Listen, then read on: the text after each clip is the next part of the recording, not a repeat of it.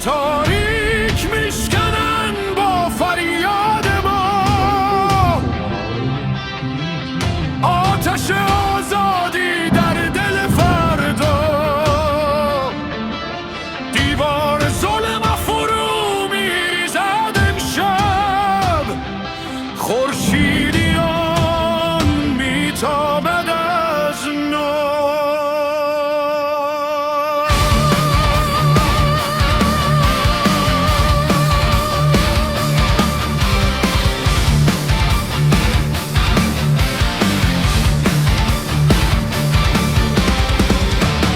کوچه ها صدای امید است، فریاد مردم طلوع سپید است، دست در دست هم بی هراس از طوفان میسازیم فردا را برای ایران. ایران ایران صدای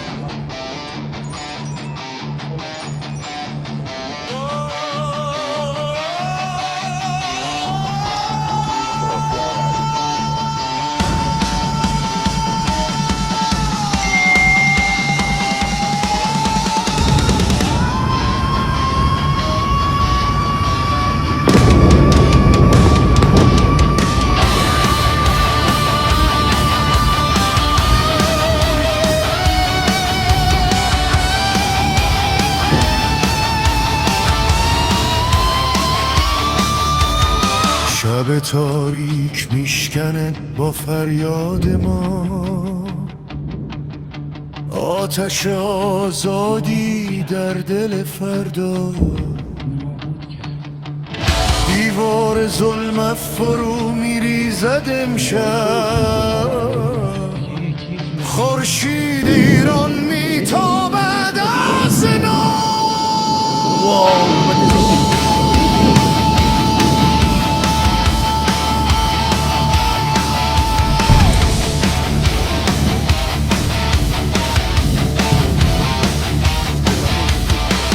در کوچه ها صدای امید است، فریاد مردم طلوع سپید است، دست در دست هم بی هراس از طوفان